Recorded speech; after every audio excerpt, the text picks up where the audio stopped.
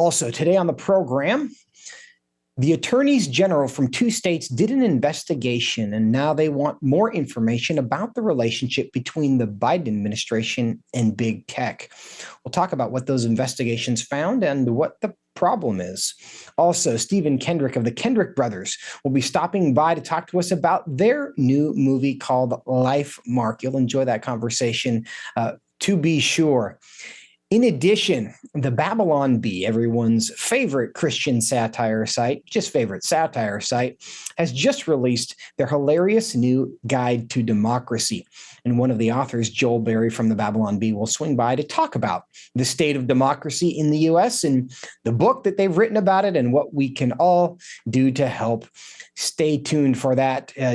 Guaranteed to be entertaining conversation that we will have.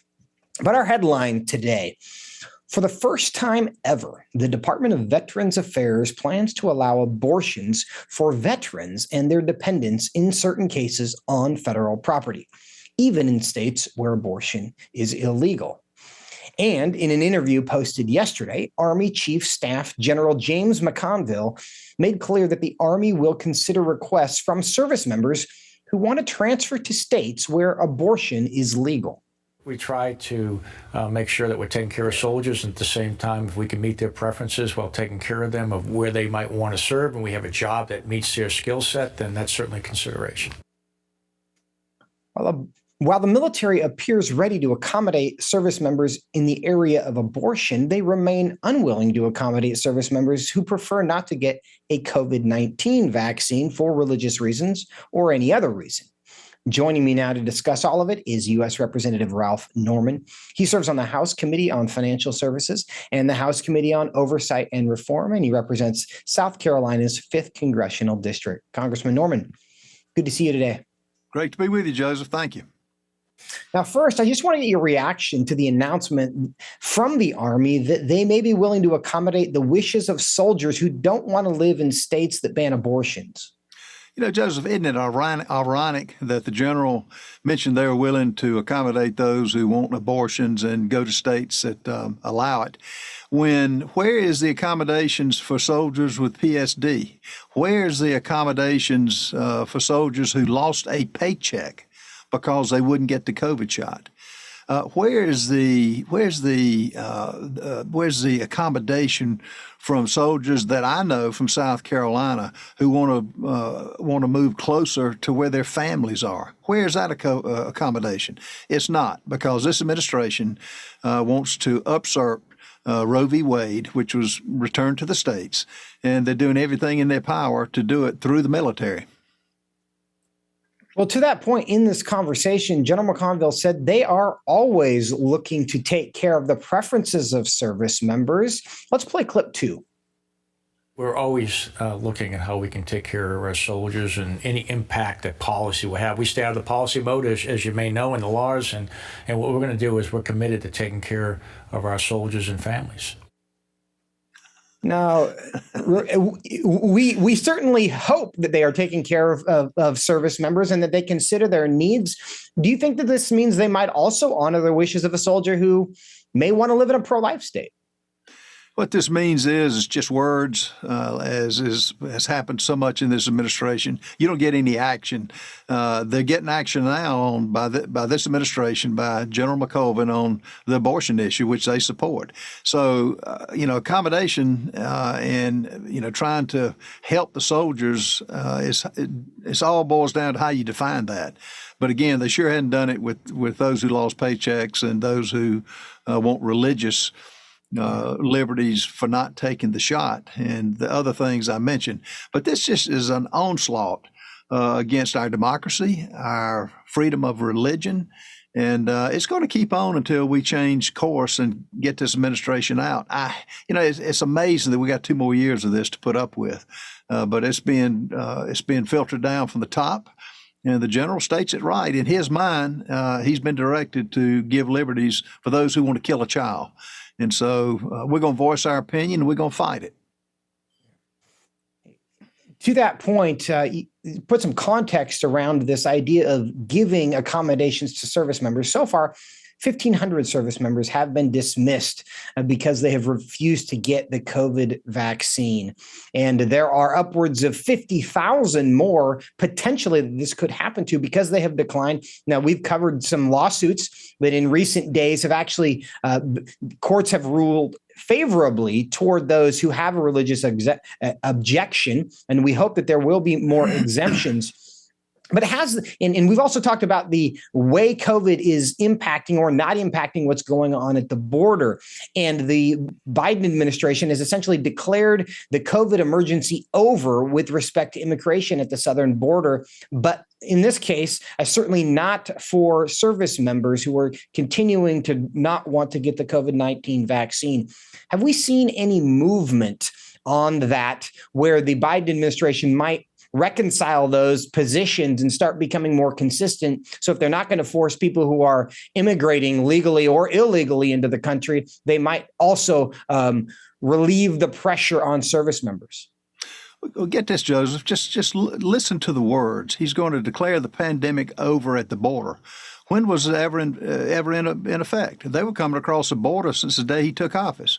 We had over 230,000 this past month that were caught, not to mention the 3.5 million that are estimated to be in this country. They weren't given tests. I've been to the border twice.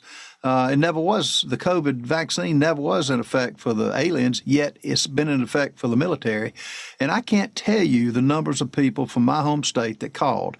And I think nationwide, I've heard more like 65, 70,000 members who, could lose their job, not to mention the fact that they're so distraught over what's happening to the wokeness in the military. But I assume the onslaught will continue, but we're going to fight it. And just as, I fought it with the companies that wanted to pay for abortions for employees to travel. I have written letters to the eight companies. And, my bill, 8776, which specifies no federal funds for those to travel to get abortions if it's not prohibited by the Hyde Amendment. So it's a onslaught of the Supreme Court decision, which got it right to abolish Roe v. Wade and put it back to the states. Couple of things you mentioned there that I want to get into. First has to do with military readiness and recruitment. Reports out this week that applications to our military academies are down as much as a third. What do you have any reason to think, or where do you think that's coming from? Why do we continue to have these problems? Is it exclusively a function of the diversity, equity, inclusion, kind of the wokeness of the military that's discouraging a lot of people who otherwise would have joined the military from doing so? I know I've seen in South Carolina those who expect, the military academies to represent the best of the best. And there's those who even have been admitted and have been there a year or more are very upset with the wokeness that's coming from this administration. So yes, I had a veteran at a meeting yesterday who said that he had heard the same thing. The percentages of those who want to serve and go to the academies are way down as much as 35 to 40%. And it's a direct result of this administration. This didn't happen during the Trump administration because he was pro-military. But it's so many things that are under attack by the Biden administration that is so harmful to our military. This is our national preparedness. Just like you mentioned, the immigration, that's a national security issue. But they don't look at it this way, and they're doing everything they can to weaken every part of the military, which is so sad. With respect to recruitment to the academies or just to just enlisted soldiers, and generally speaking, do you think the White House sees this as a problem that the numbers are down, or do they see this as a good thing that their policies, the wokeness, however you want to describe that, the diversity, equity, inclusion, the emphasis on preferred pronouns, allowing transgendered soldiers to serve and paying for their surgeries while they're in there, do they see the deterrent effect that may be having as a good thing because it's deterring people that they don't want in the military from joining the military? Well, it's doing that, Joseph, but it's doing even more. I've talked to I don't know how many Navy SEALs who have served a extended period of time who can't believe what's happening and can't believe that this administration, everything they do has some string attached, and the strings attached, particularly with the military now, are the woke, as you mentioned, pronouns, sex change operations and that type thing.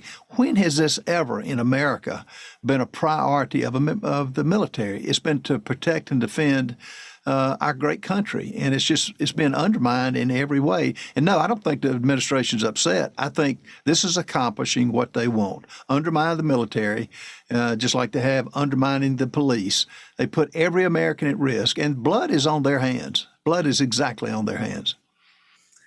Well, it is worth acknowledging at this point in the conversation that one of the fundamental tenets of wokeness generally, and again, that's a difficult concept to describe, but one of the things that it generally holds is that America is not fundamentally a force for good.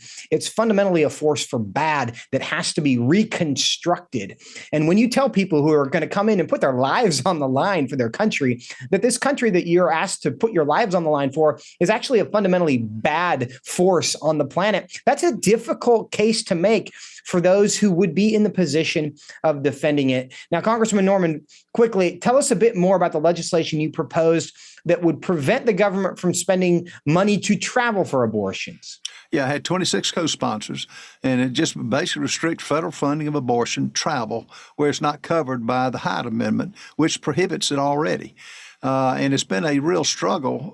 This administration is running rogue over our Constitution. It's running rogue over our whole system of government. So this is just an attempt to highlight it, and that's why I had the number of co-sponsors that we've had, and we've been out of session for the last 30 days. But people are upset about it, and we're not going to let it lie. And while we're in the majority, we have to get our voice back, and that's what gives me comfort and gives me hope.